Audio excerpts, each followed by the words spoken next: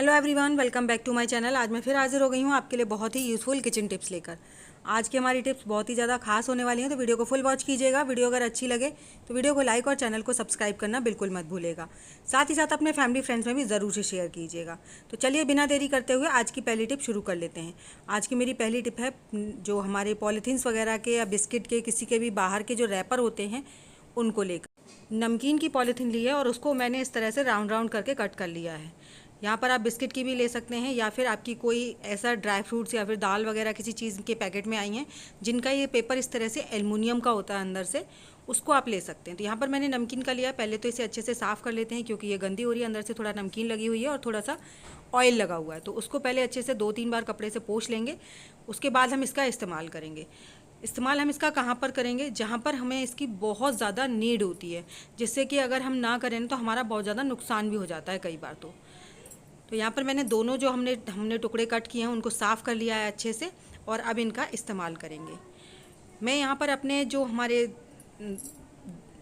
Grocery होती है उसके लिए करने वाली हूँ। यहाँ पर चने हैं और हमने डब्बे में रख दिए हैं। डब्बे में तो रख दिए लेकिन इनके ऊपर जो कागज़ लगा होता है काफ़ी मोटी लेयर का, वो निकल गया है। तो उसको निकलने के बाद ये जो डब्बे होते हैं ना, ये एयर टाइट बिल्कुल नहीं रहते हैं। लेकिन अगर आप इस तरह से ये वाली पॉलीथीन का इस्तेमाल करेंगे तो आपके ये डब्बे बिल्कुल एयर टाइट हो जाएंगे। इनमें बिल्कुल भी सीलन नहीं जाएगी। सीलन नहीं जाएगी तो हमारी चीज़ें इसमें ख़राब नहीं होंगी। और एक्स्ट्रा जो भी पार्ट है आप उसे काट कर दीजिए। और उसके बाद देखने में भी काफ़ी अच्छे लगते हैं, बिल्कुल भी ख़राब नहीं लगते क्योंकि ये सिल्वर जैसा लगता है ना अंदर से, तो काफ़ी अच्छा लगता है देखने में। तो इस तरह से आपके मिठाई के, अगर किसी चीज़ में आपने मिठाई रखी है उसके भी ढक्कन पर जो अंदर लेयर लगी रहती है वो नहीं है, तो आप उसके लिए भी इस चीज़ का इस्तेमाल कर सकते हैं। इससे क्या होगा, इसके अंदर चींटी नहीं जाएंगी, सीलन नहीं जाएगी, कुछ नहीं होगा। अब आपके जो नॉर्मल डब्बे हैं ये भी बिल्कुल एयर टाइट जैसे हो गए हैं। और एक्स्ट्रा आप पॉलीथीन जितनी भी है उसको सबको निकाल दीजिए। तो इस ट्रिक से आप अपनी बहुत सारी ग्रॉसरी में कीड़े बहुत आसानी से हो जाते हैं और बहुत जल्दी हो जाते हैं। तो आप अपनी चीज़ों को सेव कर सकते हैं क्योंकि हर किसी को एयर टाइट डब्बे खरीदना अफोर्ड नहीं कर सकता है। वो नॉर्मल जो भी हमारे घर में प्लास्टिक के डब्बे होते हैं उन्हीं का इस्तेमाल करते हैं। तो ऐसे ही मेरी नेक्स्ट टिप जो है वो भी हमारे ग्रॉसरी से ही रिलेटेड है। तो यहाँ पर ये जो है इसमें ड्राई फ्रूट्स हैं सभी डब्बों में, किसी में काजू हैं, पिस्ता हैं, किशमिश हैं या फिर बादाम हैं। अब ये सारी चीज़ें हम लोग ले तो आते हैं लेकिन इतनी जल्दी ख़त्म भी नहीं होती हैं क्योंकि हर चीज़ को लिमिटेड खाना चाहिए। तो लेकिन अब इन्हें हम सेफ़ कैसे रखें? ये चीज़ें ख़राब भी बहुत जल्दी होती हैं, स्पेशली काजू और बादाम, ये तो बहुत जल्दी ख़राब होते हैं। पिस्ता और जो किशमिश होती हैं उनको तब भी थोड़ा बहुत टाइम लगता है, लेकिन आप इनको भी सेव कर सकते हैं बहुत ही आसान तरीके से। माचिस हम सबके घर में होती है, माचिस को जलाना नहीं है इन चीज़ों को। माचिस की जो तीलियाँ होती हैं बस वो तीलियाँ हमें इनके अंदर डाल देनी है। ऐसे करके कुछ मतलब 8 से 10-12 तीलियाँ एक एक डब्बे में आप डाल दीजिए, बादाम में, काजू में, पिस्ता में और किशमिश में। किशमिश में आप थोड़ी कम डाल देंगे तो भी कोई दिक्कत नहीं है, लेकिन काजू बादाम में ज़्यादा डालनी चाहिए क्योंकि यही चीज़ें बहुत जल्दी ख़राब होती हैं। और ख़राब होने का मतलब ये हमारे ढेर सारे पैसे का नुकसान, क्योंकि बहुत ज़्यादा महंगी आती हैं। लेकिन हम अपनी हेल्थ के उससे भी नहीं रह सकते ना कि इनको चीज़ों को हम लोगों को खाना भी है, अपने बच्चों को भी खिलाना है, तो इनको हम खिलाएं और सेफ़ रखें, वो हमारी ज़िम्मेदारी है। तो इस तरह से आप इनको ना बहुत अच्छे से सेव कर सकते हैं। और ध्यान रखिए कि आपके इन डब्बों पर इस तरह का जो अंदर का लेबल लगा हुआ है वो लगा हो। अगर नहीं लगा है तो आप इन पर भी जो मैंने पहले ट्रिक बताई वो फॉलो कर सकते हैं। इन पर भी आप किसी भी जो फॉइल पेपर का रैपर होता है उसका इस्तेमाल कीजिए। लेकिन मेरे इन सारे डब्बों में अंदर वाली लेयर लगी हुई थी, इसलिए मैंने इन पर नहीं लगाई है। तो इस तरह से आप अपनी ग्रॉसरी को, कोई भी हो, चाहे फ्रूट, ड्राई फ्रूट्स हो या फिर दाल चावल कुछ भी हो, आप ना माचिस की तीली से अपनी गेहूं को भी सेव कर सकते हैं। जैसे आप गेहूं वगैरह साल भर के लिए स्टोर कर रहे हैं तो जिस भी बर्तन में आप स्टोर कर रहे हैं, चाहे वो टंकी हो, उसके पेंदी में खूब सारी माचिस की तीलियाँ डाल दीजिए और फिर बीच में डाल दीजिए, फिर ऊपर डाल दीजिए। आप देखेंगे आपके साल भर तक ना बिल्कुल भी गेहूं में कीड़ा नहीं लगेगा और आप किसी भी केमिकल से बच जाएंगे। तो आई होप आपको मेरी ये ट्रिक ज़रूर पसंद आई होगी। तो चलिए बढ़ते हैं नेक्स्ट टिप की तरफ।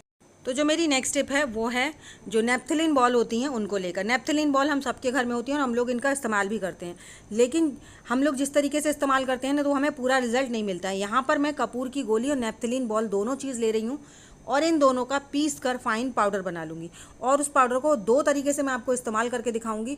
आप देखेंगे कि आपके घर में अगर कॉकरोच हैं या फिर छिपकली हैं या फिर कीड़े हैं ना बारीक बारीक से, वो सब चले जाएंगे।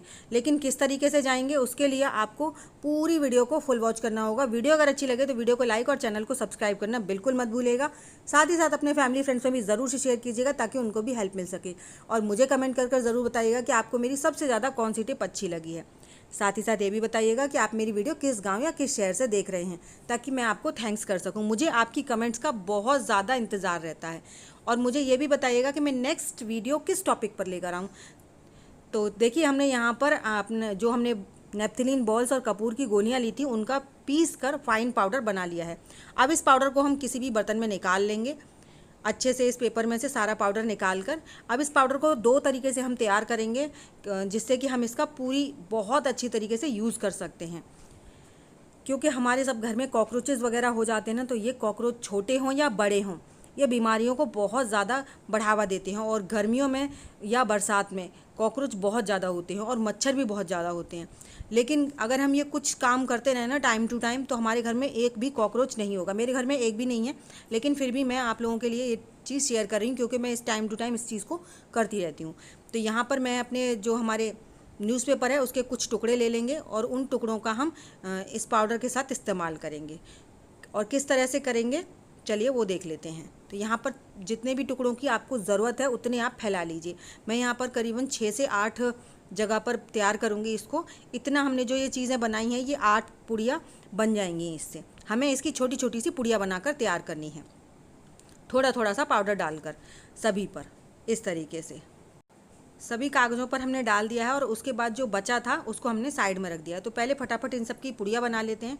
और पुड़िया आप अपने हिसाब से बना लीजिए, कैसे भी बना लीजिए, कोई भी शेप दे लीजिए, उससे कोई फ़र्क नहीं पड़ता है। तो जैसे भी आपको, मतलब कहने का ये है कि इसको आपको कागज़ के अंदर अच्छे से पैक कर देना है। और पैक करने के बाद इसका इस्तेमाल कहाँ कहाँ पर करना है, कैसे करना है, वो मैं आपको आगे वीडियो में बताऊँगी। तो पहले हम इन सारी जितनी भी हमने ये 8 पुड़िया बनाकर तैयार करी हैं, उन सबको पैक कर लिया है। और उसके बाद इनको कहाँ पर इस्तेमाल करना है उसे बाद में बताऊंगी। तब तक हम जिन्हें जो पाउडर बचा कर रखा था उसका कैसे इस्तेमाल करेंगे वो देख लेते हैं। तो पुड़ियों को साइड में रख देंगे और उसके बाद जो हमने पाउडर बचाया था, चलिए उसको इस्तेमाल कर लेते हैं। उसके लिए यहाँ पर आपके पास अगर कोई स्प्रे बॉटल है तो आप उसको ले सकते हैं। मेरे पास यहाँ पर इस तरह की बॉटल है, इसकी मैंने कैप में बहुत बारीक बारीक से होल किए हुए हैं।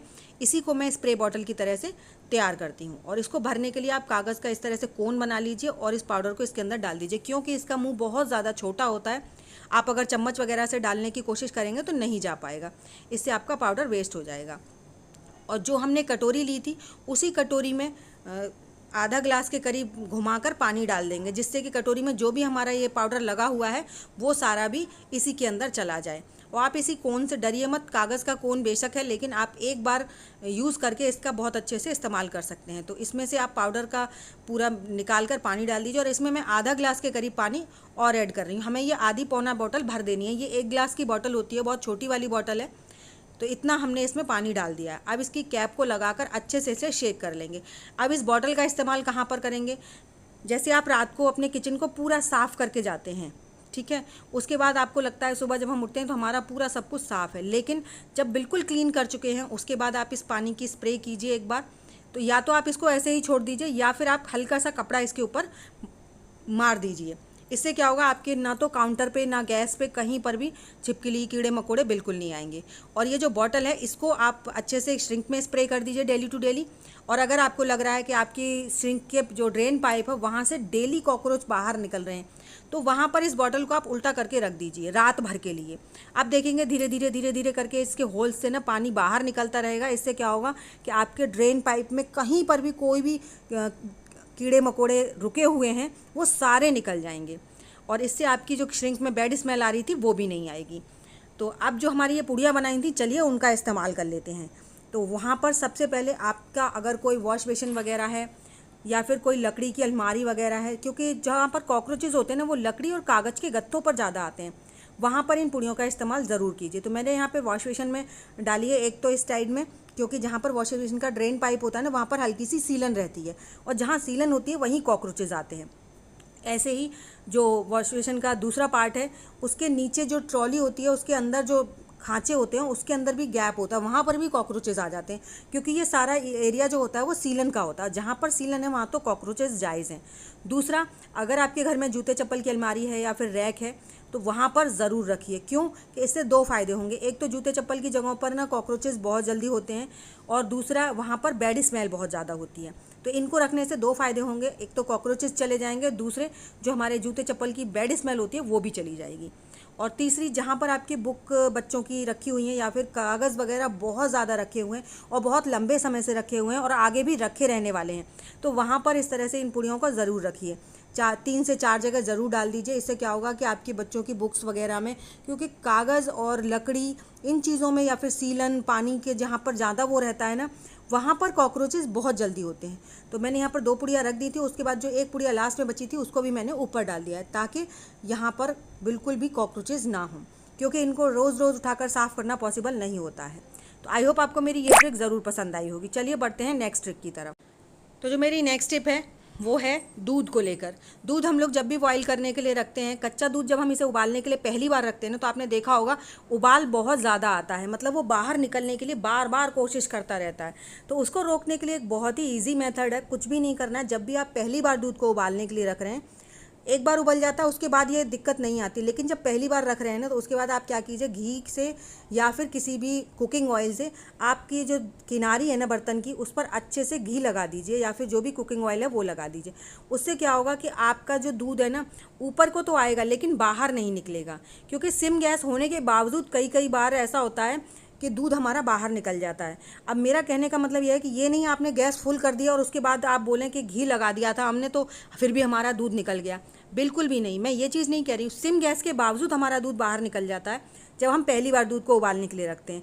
तब आप घी अगर लगा देंगे ना, तो आप देखेंगे कि आपका दूध बिल्कुल भी बाहर नहीं निकलेगा, क्योंकि जो चिकनाई होती है उसकी वजह से उसमें एक ना एयर सी बन जाती है, जिससे कि वो भाप नीचे की तरफ, भाप ऊपर निकल जाती है और दूध नीचे की तरफ बैठ जाता है।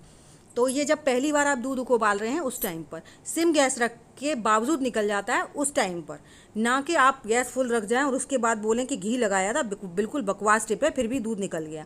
जी नहीं, बिल्कुल काम करेगा, लेकिन जब काम करेगा जब आप गैस को स्लो किए हुए हैं और उसके बावजूद आपका दूध बाहर निकल रहा है। तो आई होप आपको मेरी सारी ट्रिक्स पसंद आई होंगी। टिप अगर पसंद आई है तो प्लीज़ वीडियो को लाइक और चैनल को सब्सक्राइब ज़रूर कीजिएगा, साथ ही साथ घंटी को भी प्रेस कर दीजिएगा, ताकि मेरी आने वाली वीडियो का नोटिफिकेशन आपको सबसे पहले मिल सके। तो चलिए ऐसी अमेजिंग टिप्स और ट्रिक्स के साथ मैं मिलती हूँ आपको अपनी नेक्स्ट वीडियो में। तब तक के लिए बाय बाय।